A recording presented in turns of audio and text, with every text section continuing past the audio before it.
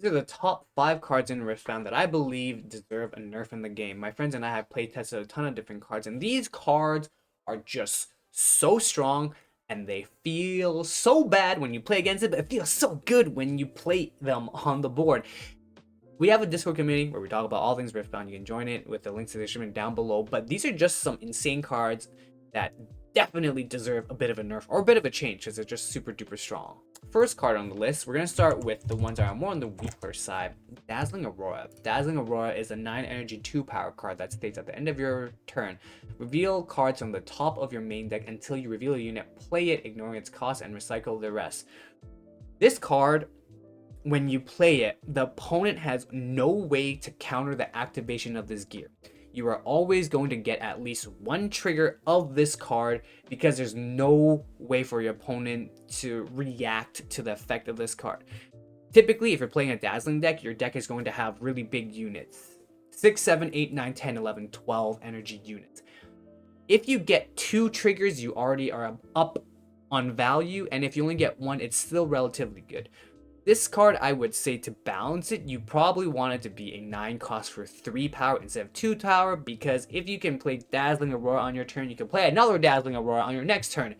Game's just done. Even if you can just play one, this just gives you so much value that the downside isn't that bad. It feels like if this card was 3 power, maybe it'd be unplayable, but even then I feel like at 3 power, this card would still be played. It cheats you out so much energy that it's actually insane. If you get 2 triggers of this, very strong. But obviously, we're starting off tame. You know, this is more on the tame side, but I'm going to see a lot of Dazzling decks, and people are going to be playing a lot of this card.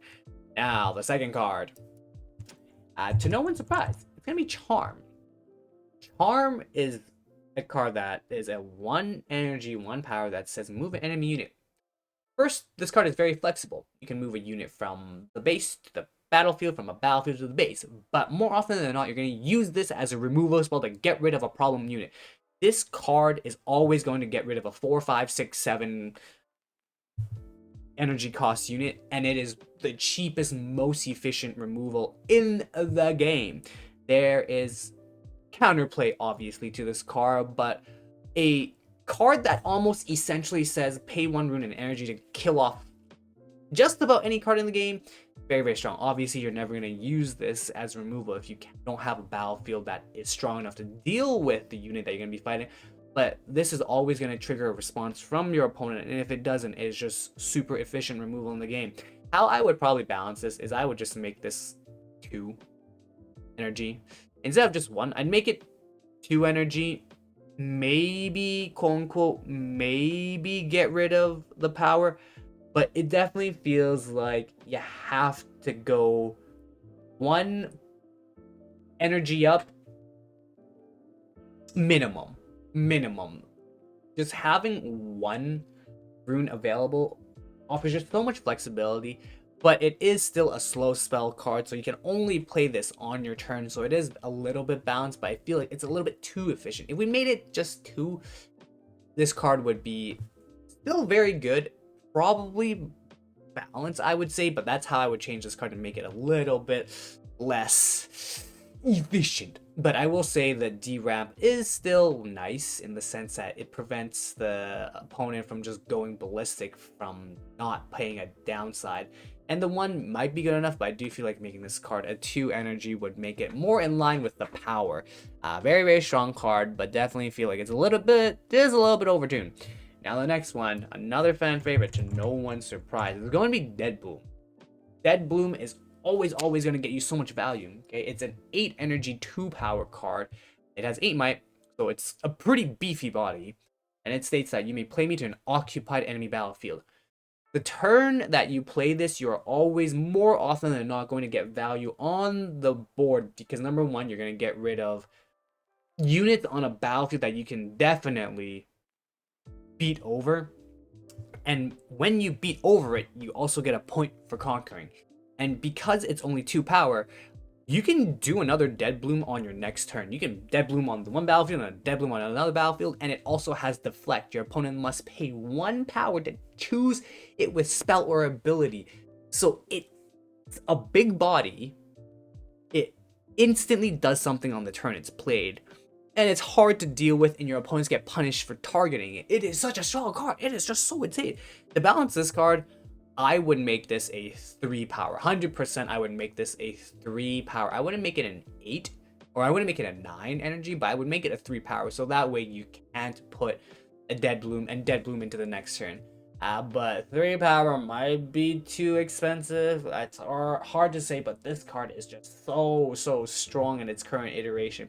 Another way to balance it is if you made its might or brought it down to 7 or a 6, and then it'd be a little bit more manageable. But when you start tweaking might, it becomes a little bit too weak. So then, like, what do? Bring it down to like a 7? I feel like a good adjustment would either make this a 3 power or bring this down to a 7.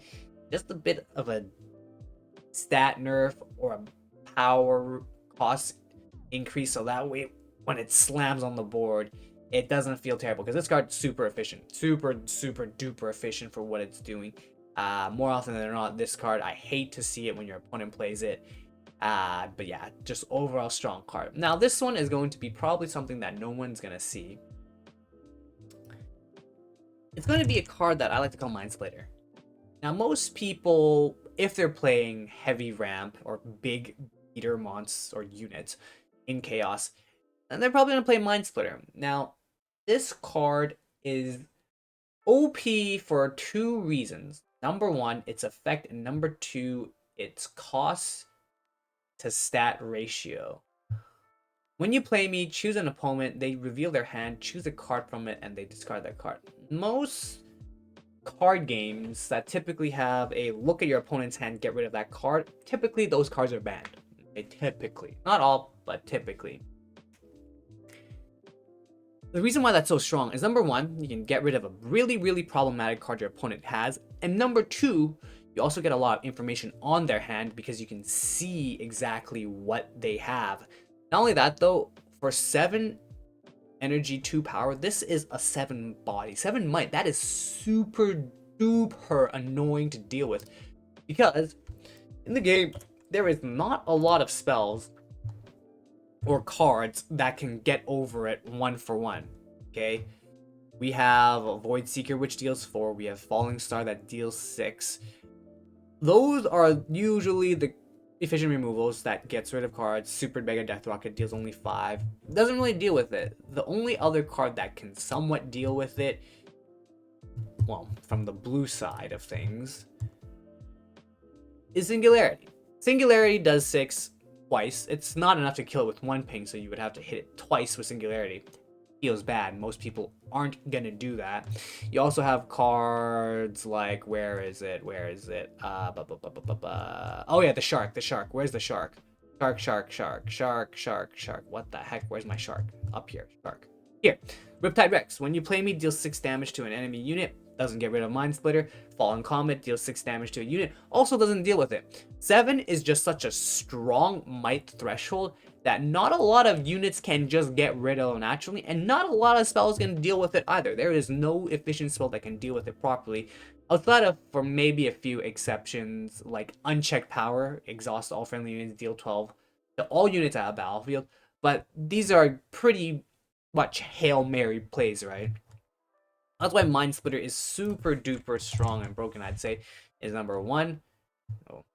Number 1 gives you information on your opponent's hand, so you can play around it. And number 2, you get rid of a problematic card. And number 3, the body is actually kind of big and kind of problematic to deal with for most decks. How I would balance Mind Splitter is I would just make the might less. I would bring this from a 7 to a 6. That would solve all the problems. It is able to be killed with most spells, most effects, and I'm not going to say most spells, but it's easier to get rid of, and there's just a lot of cards that can deal with a 6 versus a 7. That's how I would make this card less powerful. Just bring the stat just down by 1, make it a 6. Super balanced card. Now, the last card, and probably the most offensive card in the game, is Master Yi the Legend, not the champion. This card is broken beyond broken. Now, a lot of you might say this card is just strong, but it's not broken. Let me explain why this card is broken. This card offers so much value because predominantly how people are going to play the game is they're going to swing units into a battlefield to fight. There are very few decks in the game, like Kaisa, that have spell damage that can deal with Master Yi getting over its +2, but for the most part, most decks are going to have to attack into Master Yi. The +2 is actually super insane.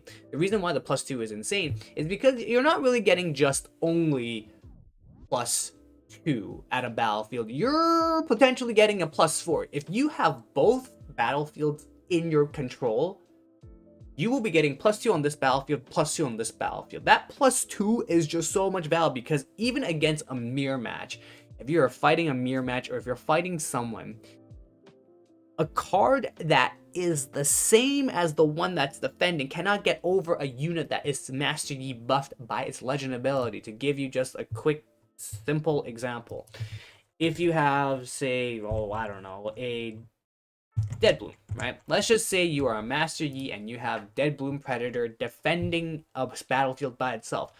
If an opponent also has a Dead Bloom Predator either in their hand or either at their base, if they try to attack into your Master Yi, they actually cannot get over it because the Master Yi ability allows it to give it a +2. The only way for the Dead Bloom to get rid of the Dead Bloom that the Master Yi controls is by using either a spell that gives it a +3 might or attacking with another unit with 3 might or more. And that is the only way you're going to be able to get over Master Yi with a Dead Bloom Predator on a single battlefield.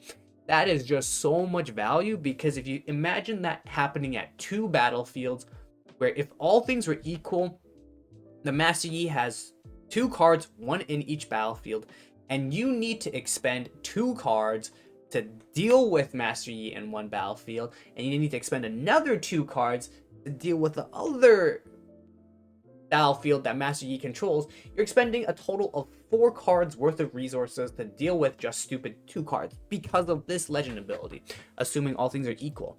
Now, how would you balance this card?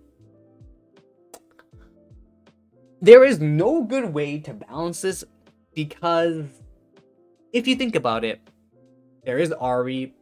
The Ari legend ability, for those of you guys who don't know, states that Ari legend ability states that when a unit attacks a battlefield you control, give it -1 this turn. -1. So you could make the argument that instead of giving it, +2, you give it a +1. I personally feel that with Master Yi, in order to balance this, if you wanted to get that specific trigger, I would add a reaction 1. I would make it cost energy where Master Yi is forced to tap and pay 1, just 1 energy, so that way it can only protect number 1, just 1 battlefield, so it gets the value, and number 2, it's a cost. Or make it so that it only affects, or make it so that it can only be triggered once per turn, or once a showdown, so that you don't constantly get that effect through every showdown. Make it so it's either a once per turn effect, or give it a cost of 1 energy to use the ability. Just some form of a cost to it, because right now in its current iteration, it is so strong. And the craziest thing is, oh my god, the craziest thing is that this is supposed to be a beginner's card. This is supposed to be a beginner's card because if we take a look into the Riftbound website, Unbound, let's go pre-order on Riot merch over here. Yeah, this is a beginner's champion or legend. It's in the Proving Grounds box. So that means if you want to play Master Yi, you're gonna have to buy this box, which is gonna make this product omega expensive when it comes up, which is a different problem or a different video. But these are just the top 5 cards that definitely deserve a nerf, definitely need a little bit of rework. Feels a little bit overtuned. I will stand on this hill. I will say that I am right. If you disagree, let me know in the comment section down below. Would love to hear your thoughts, but those are just the 5 cards. We got Dazzling, Charm, Dead Bloom, Mind Splitter, and Master Yi Wuju Bladesman Legend. But yeah, that's the video. As usual, all questions, comments, or concerns, let me know in the comment section down below. We have a Riftbound Discord community where we talk about all things Riftbound related. You can join that in the description down below. And I'll sign out. See you guys later. Bye bye for now.